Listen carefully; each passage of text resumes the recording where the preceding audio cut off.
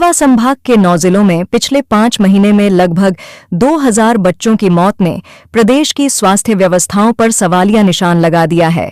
रीवा में 550, सतना में 430, शहडोल में 378, सीधी में 238, सिंगरौली में 154, उमरिया में 134 और अनूपपुर में 112 बच्चे इस अवधि में काल के गाल में समा गए। इसमें से 28 दिन की आयु के बच्चे भी थे, तो वहीं 1 साल के भी और 1 से 5 साल के भी। इन सभी की जान अस्पताल में भर्ती होने के बाद गई।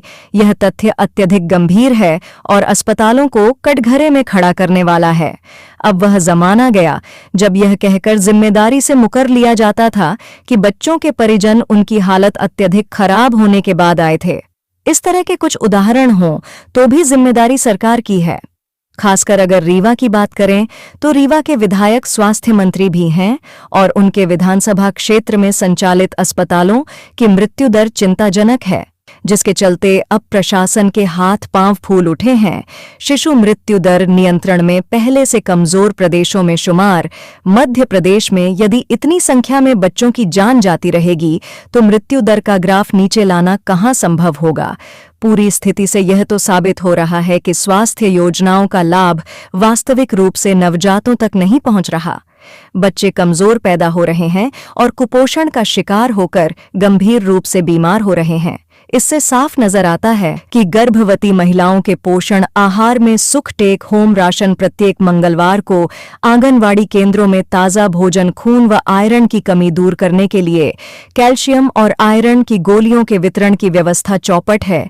यह सुनिश्चित करना जरूरी है कि स्वास्थ्य विभाग के अधिकारी और अन्य जिम्मेदार संस्थाएं इस स्थिति का गंभीरता से मूल्यांकन करें। वहीं लगातार 5 माह में 2000 बच्चों की मौत से उपजे सवाल पर रीवा कलेक्टर प्रतिभा पाल ने स्वीकार किया है कि जो मृत्यु दर बढ़ी है उसकी समीक्षा की जा रही है।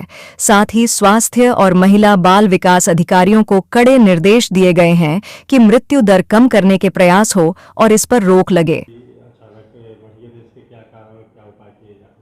स्वास्थ्य विभाग द्वारा जो स्वास्थ्य विभाग और बल्कि महिला बाल विकास विभाग, इन दोनों द्वारा जो महिला मातृ मृत्यु दर और शिशु मृत्यु दर किस प्रकार से हम अपने एरिया में कम करें, इसके लिए लगातार प्रयास किए जाते हैं। हम लोगों के संज्ञान में आया है कि अपने यहाँ बाल मृत्यु दर, शिशु मृत्यु दर जो है वो बढ़ी हुई जो आई है, इसके कारणों का हम लोग पता लगाएंगे। और ये कारण जैसे ही गर्भवती माताएं होती हैं, जब उनकी ANC होती है जिससे हमारा महिला बाल विकास विभाग करता है, और आगे उसको पूरा ट्रैक रखना, उनकी हेल्थ का ट्रैक रखना, उनके वैक्सीनेशन टाइमली हों, उनका संस्थागत प्रसव हो, ये सभी चीज़ों के लिए हेल्थ डिपार्टमेंट जवाबदार विभाग है। तो आशा कार्यकर्ता और जो नीचे हमारी आंगनवाड़ी कार्यकर्ता हैं, इन दोनों का ये दायित्व है और इसके लिए लगातार शासन द्वारा समय समय पर दिशा निर्देश भी जारी किए गए हैं। रीवा के जो रीजंस हैं बाल मृत्यु दर के, उनका हम लोग परीक्षण करेंगे और ये आइडेंटिफाई करना बहुत आवश्यक है कि इसके पीछे मुख्य कारण कौन से हैं।